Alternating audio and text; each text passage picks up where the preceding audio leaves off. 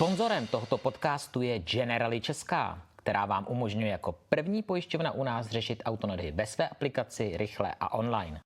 Ako motoristický novinár s viac ako 10-ročnou praxou môžem povedať, že som za svoj život šoferoval už dobre vyše 600 aut a keďže hostujem niečo, čo sa volá Auta z pekla, je asi jasné, že nie všetky ma zrovna tešili. Urobil som teda to, čo som proste musel. Nech sa páči. Tu je zoznam vecí, ktoré mi v moderných autách pijú krv a som zvedavý, či to máme podobne. Tak, poďme na to. Pípanie a ťahanie za volant. Prvý bod nášho zoznamu hanby je každému asi úplne jasný. A pritom automobilky v tom prsty v podstate ani nemajú. Tiež sa im podľa všetkého nechce implementovať úplne všetky sprostosti, ktoré si úradníci z Únie vymyslia v rámci vykazovania činnosti. Inými slovami, dnešné autá proste musia byť ukecané. Niektoré keď si majú na svedomí systémy, ktoré vyžaduje Euro NCAP na získanie 5 hviezdičiek. To je napríklad pokročilé vedenie v jazdnom pruhu, takže také to ešte striktnejšie ťahanie za volant. A keď vám pípne asistent pozornosti vodiča potom, čo ste sa len chvíľku pozreli do spätného zrkadla, za tým je tiež NCAP, podobne ako pípnutie pri načítaní rýchlosti zo značky pomocou kamery. Ale zvyšok toho je z európskej legislatívy. Nové auto v Európskej únii už neprihlásite bez pípnutia pri prekročení povolenej rýchlosti, pípnutia pri priblížení sa prekážke, keď systém detekuje ospalosť a keď nemáte zapnuté bezpečnostné pásy. A ja stále neviem, čo si o tom mám myslieť. Upozornenie na prekročenie rýchlosti má občas úplne opačný efekt. Keď už raz prekročíte, idete naschvál rýchlejšie, aby to znova nepíplo. Čítačky značiek niekedy ukazujú 100 v meste a inokedy padíka na diaľnici, ale aj tak sú povinné. A ako ukázala prax, pípanie kvôli nezapnutým bezpečnostným pásom niekomu, kto sa pásať proste nechce, spôsobí maximálne tak nákup falošnej koncovky, aby auto bolo konečne ticho. Displeje. Nie vo všetkom, ale treba Úniu hejtovať. Napríklad už aj unijní poslanci si všimli, že na jednej strane zakazovať telefóny za volantom a na druhej strane tolerovať doslova celú palubkou pokrytú monitormi, že Mercedes, je proste trochu blbé.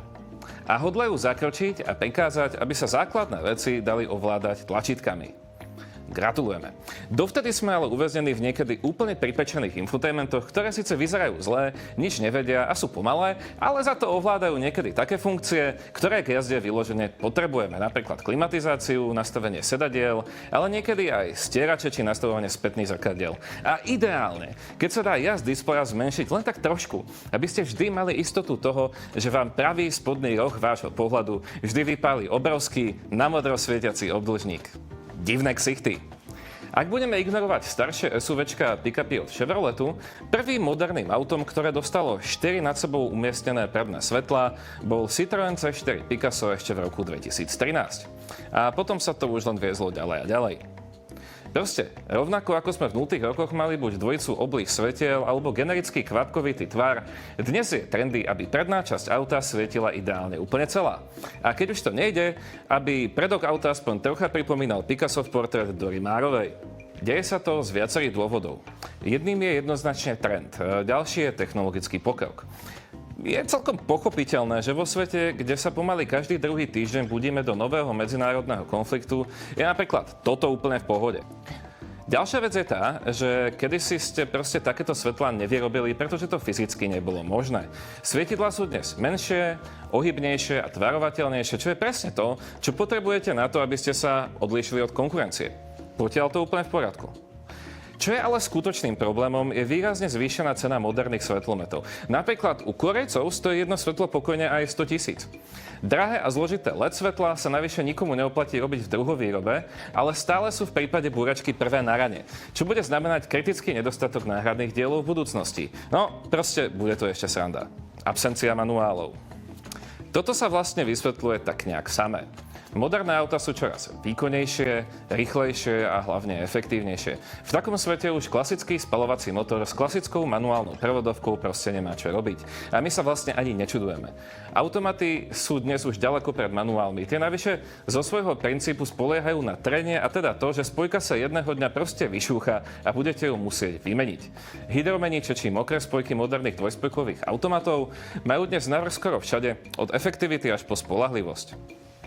Manuály sú proste vecou minulosti a to bohužiaľ platí aj o tých papierových knižkách, na ktoré ste narazili v kedysi spolujazcovom kastlíku.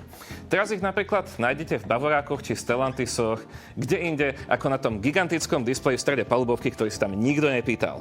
A nie je z nich vidieť. Toto mi došlo, keď som kedysi testoval C-čkový Mercedes. Vidíte, aké má nízke bočné sklá?